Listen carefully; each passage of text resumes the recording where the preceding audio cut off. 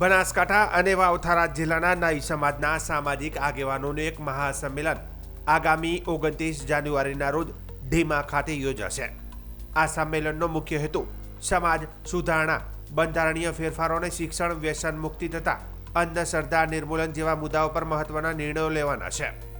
ધરણીધર ભગવાનના મંદિર પાસે આવેલી શ્રીજી મહારાજની ધર્મશાળા ખાતે આયોજિત આ બેઠકમાં થરાદ, વાવ અને સમગ્ર જિલ્લાના વિવિધ વર્ગોના પ્રતિનિધિઓ મોટી સંખ્યામાં ઉપસ્થિત રહેશે। થરાદ તાલુકા નાઈ સમાજના પ્રમુખ અને રાષ્ટ્રીય નાઈ મહાસભા ગુજરાતના પ્રમુખ આબાભાઈ સોલંકીએ માહિતી આપી હતી। સંમેલનનો મુખ્ય એજન્ડા સમાજના પ્રચલિત બંધારણમાં સમયાનુકૂળ સુધારા વધારા કરવાનો છે। સામાજિક આગેવાનોના મતે સમાજની એકતા અને શિસ્ત જાળવવા માટે બંધારણનું શુદ્ધિકરણ કરી તેની કડક અમલવારી કરવી અનિવાર્ય છે। આ ફેરફારો દ્વારા સામાજિક કુરિવાજો પર અંકુશ લાવવાનો પ્રયાસ કરાશે। આ બેઠક દરમિયાન સમાજમાં શિક્ષણના નીચા સ્તર અંગે ગંભીર ચર્ચા થશે। દરેક યુવાન અને બાળક ઉચ્ચ શિક્ષણ મેળવે તે માટે જનજાગૃતિ લાવવાના પ્રયાસો હાથ ધરાશે।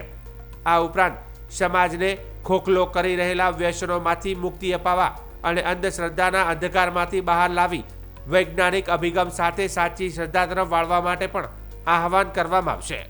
આ ઐતિહાસિક બેઠકમાં સામાજિક અને રાજકીય આગેવાનો સહિત સરકારી અધિકારીઓ, કર્મચારીઓ, ઉત્સાહિત યુવાનો અને વડીલોને આમંત્રિત કરવામાં આવ્યો છે। સામાજિક અગ્રણીઓએ સમાજને તંદુરસ્ત અને ગૌરવશાળી બનાવવા માટે આ મંથનમાં દરેકને હાજરી અનિવાર્ય હોવાનું જણાવ્યું હતું। આગામી તારીખ 29/1/2026ના રોજ ઢીમા મુકામે ધરણીધર ભગવાનના મંદિરમાં એની બાજુમાં આપણા સેનજી મહારાજનું મંદિર આવેલ છે। તે સેનજી મહારાજના મંદિરની ધર્મશાળામાં આપણે સમાજની એક અગત્યની મિટિંગ રાખેલ છે। જે મિટિંગ થરાદ, વાવ જિલ્લો અને બનાસકાંઠા જિલ્લાની રાખેલ છે।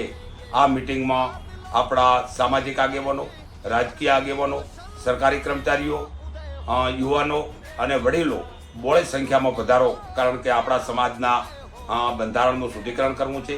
આપણા સમાજનો બંધારણ સુધારા કરી અને એની કડક અમલવારી થાય એના માટે પ્રયાસ કરવા છે। આપણા સમાજમાં અત્યારે શિક્ષણ ઓછું છે, આપણે બધા શિક્ષિત બનીએ। આપણો સમાજ અત્યારે અંધશ્રદ્ધામાં માને છે, જેમાંથી દૂર થઈ આપણે શ્રદ્ધામાં માનીએ।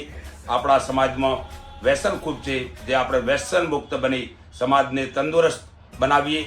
આના માટેના ઘણા બધા ચર્ચા વિચારણા કરી અને બંધારણ સુધારણા કરવાની હોય।